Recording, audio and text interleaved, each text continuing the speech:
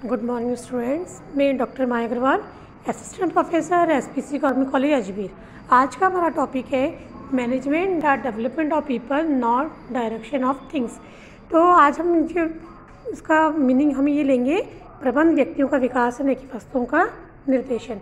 तो सबसे पहले हम देखते हैं कि अमेरिकी प्रबंध संघ के जो विद्वान हैं लॉरेंस एप्ले, उनका ये कथन है कि प्रबंध व्यक्तियों का विकास है न कि वस्तुओं का निर्देशन। तो कहने का आशय है कि जैसा कि हम सब जानते हैं, जो प्रबंधक होता है वो संस्था के भौतिक साधनों और मानवीय साधनों को लेकर कार्य करता है। संस्था के भौतिक साधनों तथा मानवीय साधनों में समन्वय व तालमेल बैठाकर उत्पादन का कार्य किया जाता है, ताकि न्यूनतम लागत पर अधिकतम उत्पादन का लक्ष्य को वो आसानी से प्राप्त कुशलता से कर सके।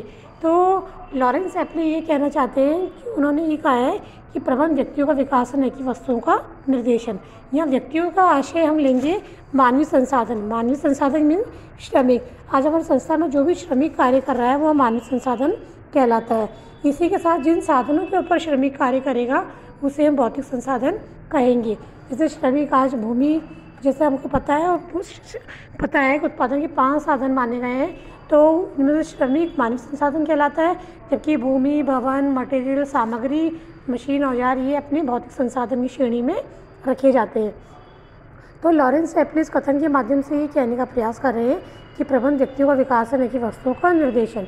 तो इसका अगर हम देखें तो सारगर्भित अर्थ निकालने के लिए हम इसे 2 भागों में बांट लेते हैं।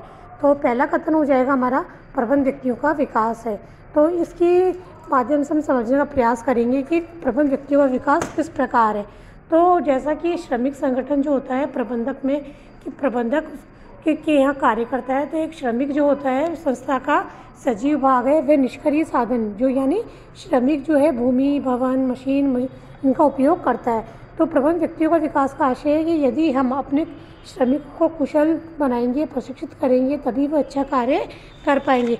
आज हमारे पास भौतिक संसाधन कितनी ही अच्छी मात्रा में, पूंजी पर्याप्त मात्रा में, सामग्री अच्छी, माल, मशीन सब उन्नत किस्म की है, लेकिन श्रमिक हमारे कुशल नहीं है। मतलब श्रमिकों का विकास नहीं है, श्रमिक कुशल नहीं है, उनको प्रशिक्षित नहीं है, उन्हें कार्य करने का अभ्यास नहीं है, या उन्हें कार्य नहीं आता कि उसे किस प्रकार मशीनों पर कार्य करना है, तो वे अच्छा उत्पादन नहीं कर पाएंगे। तो कहने का आशय है, लॉरेंस एप्ले इस बात पर जोर दे रहे हैं कि प्रबंध व्यक्तियों का विकास है, मीन्स हमें व्यक्तियों का विकास करना है, श्रमिकों का विकास करना है, उन्हें प्रशिक्षित करना है, कुशल बनाना है, इस योग्य बनाना है कि वे हमारे उत्पादन के भौतिक संसाधनों का अच्छे से कुशलता से उपयोग कर पाए और अपनी कार्य क्षमता का पूर्ण उस पर उपयोग करके अच्छी किस्म की वस्तु बनाने में सफल हो पाए। तो वो तभी संभव होगा जबकि हम हमारे प्रबंध व्यक्तियों के विकास पर ध्यान देगा, यानी श्रमिकों के विकास पर, उनकी कुशलता पर कार्य ध्यान देगा, उन्हें कार्य के लिए अभिप्रेरित करेगा। और ये तब संभव है जब आप उस कर्मचारी को कार्य के प्रति अभिप्रेरणा दो, उन्हें अच्छी वेतन दशाएं, अच्छा वेतन, अच्छी सुविधाएं प्रदान करो, तभी व्यक्ति अच्छे से कार्य कर पाएगा। दूसरा जो स्टेटमेंट है हम इसको 2 भागों में बांटा था। तो पहली बात होती है हमारी प्रबंध व्यक्तियों का विकास है। दूसरी बात आ जाती है कि प्रबंध की वस्तुओं का व्यक्तियों का विकास है न कि वस्तुओं का निर्देशन। तो न कि वस्तुओं का निर्देशन का आशय है, लॉरेंस एप्ले भी इस कथन के माध्यम से कहना चाह रहे हैं कि यदि प्रबंध व्यक्तियों का विकास है, क्योंकि यदि व्यक्ति कुशल होंगे, प्रशिक्षित होंगे, तो वस्तुओं का निर्देशन स्वयं कर लेंगे, मीन्स वो वस्तु भौतिक संसाधनों का उपयोग स्वयं कर लेंगे कि उन्हें किस प्रकार उसका उपयोग करके उत्पादन करना है।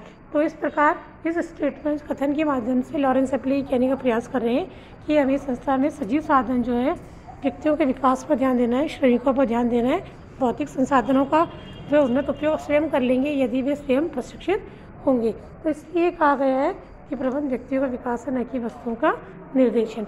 और एक जब प्रबंधक जब कार्य करता है तो प्रबंध के क्षेत्र में जब प्रबंधक को सदैव ध्यान रखना चाहिए कि श्रमिकों के विकास पर उसे अधिक ध्यान देना है।